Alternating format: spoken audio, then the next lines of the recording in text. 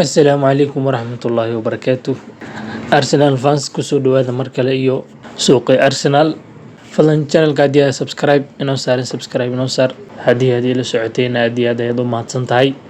Inta aanan wararkeena u guda gudbin, waxaa shalay aan videogii u dambeeyay aan soo dhigay, waxaan idin weydiiyey su'aal ah xagee baad aad u arkaysaa in Emile Smith Rowe la ciyaarsiiyo position-ka uu ku fiicnaan lahaa.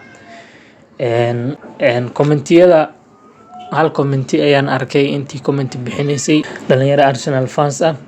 Cabdi Wahaab Warsame wuxuu leeyahay ani waxaan qabaa wuxuu ku habboon yahay number 10. Cabdi Wahaab sida ayuu yiri waana sida ay dad badan oo Arsenal fans ay u arkayaan. Aniga laftirkii lambarkaas ayuu igula quman yahay ciyaaryahanka maadaama career-giisa uu kasoo bilaabay inuu number 10 dheelo. Number 10ka markuu dheelay ciyaaryahanka wuxuu dareemaa inuu free u yahay, si fiican ayuuna u involve gareeyaa game-ka. Marka aad fiirisid Arsenal 2021kii 2022 season-ka bilowgiisa waxaa aad loogu rafaadsanaa creativity dhan, wax chance abuura waa la ilaa ninkaas laga soo kiciyay oo chance laga siiyey. Marka ciyaaryahanka numberka aad ayuu ugu fiican yahay isla sidoo kale Cabdi Wahaab waa u mahadcelinayaa commentiga uu soo bixiyay. Saaxiib aad iyo aad u mahadsan tahay. Hase ahaatee aan ku sii socono marka wararkeena maanta aan ku bilaabay ciyaaryahankii hore ee Arsenal ee garabka u ahaan jiray Alexis Sanchez ayaa wuxuu soo codsaday in Arsenal ay soo qabatay ciyaaryahanka mar kale ay clubka ku soo celiso. Waxaa la sheegay inuu Mikel Arteta uu soo wacay ciyaaryahanka una u sheegtay inuu doonayo inuu dib clubka ugu soo noqdo. Mikel Arteta wuxuu ugu jawaabay inaysan taa aysan suurtagal lahayn oo hadda ay dhisayaan project-ka ay wadaan uu yahay mid ay wax future mustaqbal ay ugu talagaleen uu yahay. Marka ciyaaryahankan season-kii hadda u dambeeyay 18 gool ayuu Marseille ugu xiray. Marseille sida ogtihiin Arsenal ciyaaryahano badan ayaa sanadkan uga dheelahayay. Guendouzi oo negative baa u dheelayay, waxaa kale u dheelayay Tavares, waxaa kale u dheelayay left back-gii hore ee Arsenal. Marka ciyaaryahankaas ayaa shalay iyo maantaba suuqa lagu hayay oo Arsenal soo codsaday. Hase ahaatee waa u suurtageli weyday, waxaana u diiday inuu dib clubka ugu soo noqdo Mikel Arteta. Go'aanka Mikel Arteta uu qaatay ma ku saxsan yahay mise waxaad jeclaan lahaydeen in ciyaaryahanka dib loogu soo celiyo clubka sanado iyo sanad kale Champions League ha ku sii ka qarabtay, maxaa ka leedihiin? Sidoo kale isna Kieran Tierney ayaa mustaqbalkiisa waayahan laga hadlayay. Ciyaaryahanka waxaa la Man City baa soo codsatay, Guardiola rabo, mar Newcastle baa rabto, laakiin Mikel Arteta ayaa la weydiiyey wuxuuna u sheegay in ciyaaryahanka Kieran Tierney uusan dooneynin marnaba inuusan clubka u ka tago. Artetana uu doonaya ciyaaryahanka inuu joogo. Marka Kieran Tierney sanadkan waa uu joogaa, halka ayuu taagan yahay. Sidoo kale waxaa ogtihiin Arsenal inay khad dhexe ay raadinayso, Declan Rice ay muhiimadda ay saaraysaa. Sidoo kale ciyaaryahankii ay sheegay Romeo Lavia isna xoogga ay saaraysaa, balse mustaqbalka Partey maxaa u dambeyn doono. Fabrizio Romano mar la weydiiyey xogta uu ka hayo ciyaaryahankan Partey ayaa wuxuu yiri waxaa jira jaanisyo ah in ciyaaryahanka samarkan uu ka tegi doono Arsenal. Way dhici kartaa ayuu yiri, inkastoo uusan xaqiijinin, laakiin wuxuu yiri wada hadalla ayaa ilaa hadda socdo oo kaasoo gundigiisa u yahay in ciyaaryahanka clubka laga diro. Hase ahaatee waa un jaanisyo jiro, laakiin war hadda xaqiiqa loo hayaa ma ahan, laakiin warar way jiraan ayuu yiri. Discussion ayaana socdo oo Thomas Partey lagu dirayo. Waa haddii Arsenal ay ku guuleysatay ciyaaryahankan Declan Rice in ay soo qabato. Sidoo kale isna maanta waxaa suuqa ku jira ciyaaryahankan Oli Watkins oo ah ciyaaryahan striker ah, Aston Villa u ciyaaro. Sida ogtihiin ciyaaryahankaas waa Arsenal fans 2020 ayaa mar la weydiinayay Arsenal inuu uu jeclaan lahaa inuu mar u ciyaaro. Ayuu wuxuu sheegay in ay dreamkiisa ay tahay riyadiisa in Arsenal uu u dhilo maadaama Arsenal fans uu yahay. Sidoo kale warar ayaa waxay sheegayaan iyaguna Arsenal in striker ay ku dareen listiga ciyaaryahanada ay raadinayaan suuqan dhexdiisa. Inkasta oo war xaqiiq ah hadda aan sida oga helin, hase ahaatee waa rumors iyo warar la wado oo suuqa ku jiro.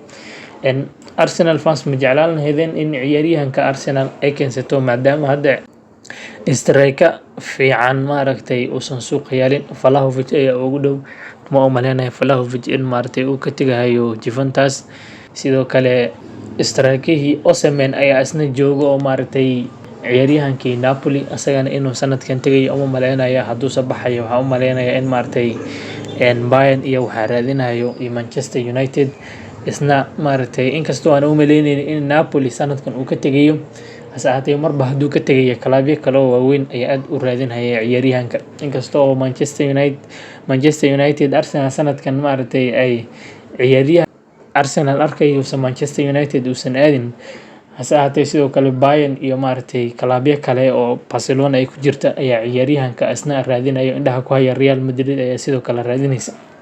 Marka inkastoo Oli Watkins uu yahay ciyaaryahan already Premier League ka ciyaarayo, ciyaaryahankii sanadkan labada dhinacba maaragtay naga xiray gool, naga xiray ciyaaryahan adag uu yahay, Arsenal fans uu yahay, ma jeclaan lahaydeen ninka in Arsenal ay soo qabato oo Arsenal ciyaaryahanka ay keento. Aan kusoo gabagabeeyay ciyaaryahankan Balogun ayaa isna xalay ku guuleystay isna koobkii America. Waa 2 game kaliya uu ciyaaray intii uu bedeshay dhalashadiisa uu bedeshay ayuu isla markii kaab uu ka helay ciyaaryahanka. Hase ahaatee waxaa la weydiiyay isna xalka uu ku dambeyn doono iyo mustaqbalkiisa, wuxuuna yiri hal shay aan xaqiijin karo waxa weeyaan inaanan dib dambe aanan loan ana aadin. Sidaad ka arkaysaan ciyaaryahanka statementigiisa orahdiisa waa oraha adag, waa oraha kuu sheegayso maaragtay in uusan rabin mustaqbalkiisa qiilqeyl la geli inta aadiyo soo noqoy inta aadiyo. Waa nin ku adkeysanahay maaragtay in number 1 in laga dhigo striker Arsenal ay ku tashanaysa uu noqdo.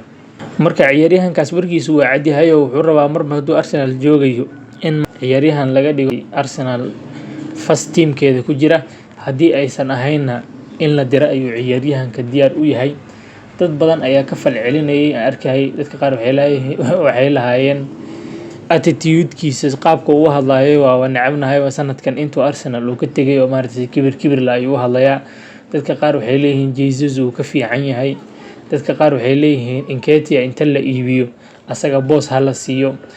Marka ciyaaryahan kulley waa horta attitude-kiisa waa waxoogaa way yara adag tahay, laakiin waa nin baahan, waa nin inuu gool xir rabo ciyaaryahan lagu macaan karo inuu maaragtay niyadiisa ay xun tahay, inuu maaragtay ciyaaryahan fiican u yahay xumil looguma dhigi karo baahidiisa iyo inuu baahi u qabo inuu noqdo striker fiican ciyaaryahanka oo maaragtay heerar waaweyn oo ka ciyaaro. Laakiin sidee u aragtaan idinka? Ma Nketiah la iibinayaa ninkana in la joogo ay aragtaan? Ma waxaad leedihiin kuma kala soonaan karno, waa nin hadda madaxa kor u soo qaadayo hala diro? Isna waxaan jeclaan lahaa in Arsenal fans opinionkiina aan ciyaaryahankan aan ka helo. Wax update oo aan ka hayo male maanta Declan Rice iyo ciyaaryahankii Kai Havertz iyo Romeo. Hase ahaatee sidaan shalay hore idinkugu sheegayba, Arsenal 10 beri ee soo socotay ciyaaryahanadaas inay keenaysa ay u badan tahay, aad bayna ugu howlan tahay. Haddana waxaa idinkaga tegayaa sida ay nabadgelyo. Wassalaamu calaykum waraxmatullaahi wabarakaatuh.